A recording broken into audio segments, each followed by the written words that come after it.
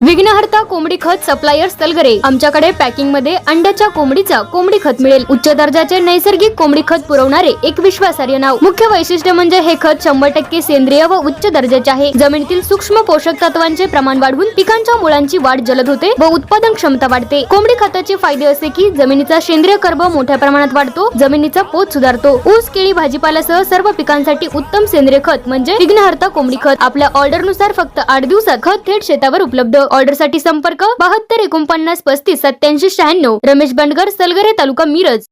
प्रत्येक बातमीतील घटनेच्या वास्तविकतेची तुलना थेट पाहत रहा चांगली अपडेट।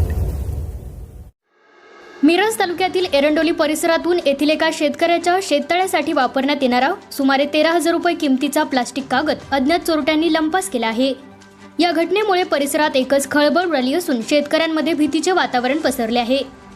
एरंडोली येथील शेतकरी विजय ज्ञानू सूर्यवंशी यांचे एरंडोली हद्दीतील गट नंबर 1307 ब मध्ये शेततळे आहे। हे शेततळे 150 बाय 150 फूट आकाराचे असून 35 फूट खोल आहे। या तळ्यात पाणी साठवण्यासाठी हिप्पो कंपनीचा 500 मायक्रॉनचा 1300 स्क्वेअर फूट कागद वापरण्यात आला होता।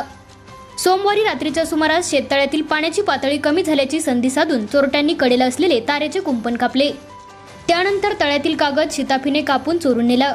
मंगळवारी सकाळी जेव्हा विजय सूर्यवंशी शेततळ्यातील पाण्याची पातळी पाहण्यासाठी गेले तेव्हा त्यांना कागद चोरीला गेल्याचा प्रकार लक्षात आला।